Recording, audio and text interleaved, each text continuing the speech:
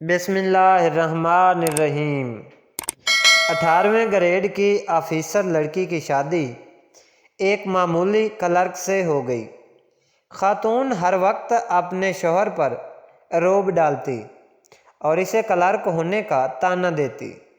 بیوی نے اپنے پیسوں سے نئی گاڑی خرید لی مگر اپنے شوہر کو ہاتھ تک نہ لگانے دیتی۔ ایک دن اس کے شوہر کی بائیک خراب تھی تو وہ بیوی کی گاڑی پر آفس چلا گیا۔ جب واپس آیا تو اس کی مغرور بیوی نے یہ کہانی کچھ اس طرح سے ہے کہ عبیدہ نامی ایک لڑکی تھی جس کو شروع سے ہی پڑھنے کا بہت شوق تھا۔ یہ ماں باپ کی اکلوتی بیٹی تھی، اس لیے اس کے والدین نے اس کے تعلیمی اخراجات کو پورا کیا۔ عبیدہ نے بھی اپنے والدین کی امیدوں کی لاج رکھ لی تھی۔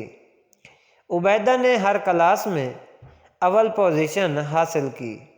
عبیدہ کے والدین جب بھی سکول میں جاتے تو اساتذہ کرام عبیدہ کی تعریف کرتے۔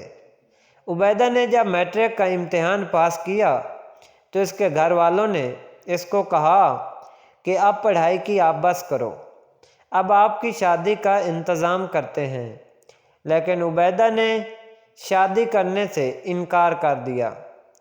عبیدہ نے گریجویشن کی تو اس کے گھر والوں نے اس کی نوکری کی کوشش کی۔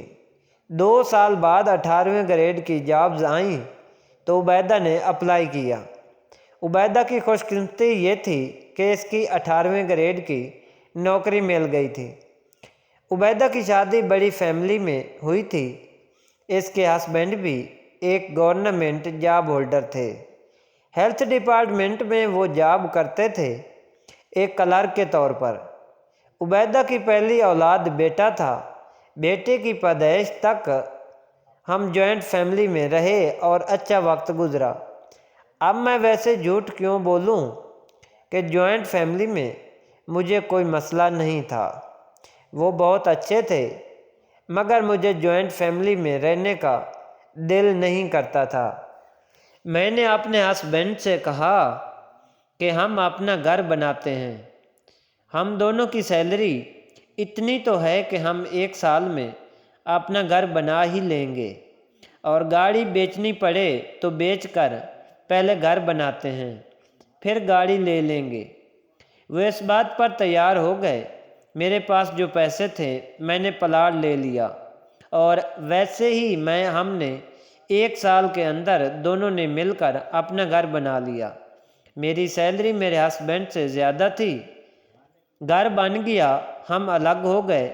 الگ ہونے کے بعد گھر میں چھوٹے موٹے مسئلے تو ہوتے ہیں جو کہ ہر گھر میں ہوتے ہیں، مگر سچ بولوں تو مجھے اپنی نوکری پر بڑا غرور تھا اور میں اپنی نوکری کو سب کچھ سمجھ بیٹھی تھی، جو کہ میری لائف کی سب سے بڑی بے وقوفی تھی، جو آج مجھے سمجھ آ رہی ہے۔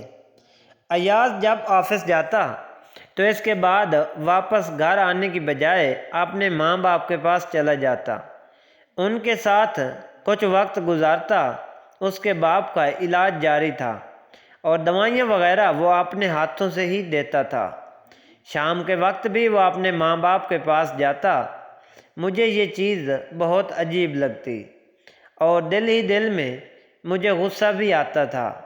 ایک دن عبیدہ نے تنگ آ کر طلاق کا مطالبہ کر دیا۔ اس کے خاوند نے اسے بہت سمجھایا مگر عبیدہ نے اس کی ایک نہ مانی، طلاق لے کر اپنے میکے چلی گئی۔ اس کے بعد خدا کا کرنا ایسا ہوا کہ عبیدہ کی نوکری بھی جاتی رہی۔ عبیدہ کو اب اپنی بات پر بہت پچھتاوا ہوا، کیونکہ ایک تو وہ اپنے خاوند سے طلاق لے کر بیٹھ گئی تھی اور دوسرا اس کی جاب بھی چلی گئی۔ اس طرح کی مزید دوسری ویڈیو سننے کے لیے میرے چینل کو سبسکرائب کیجیے۔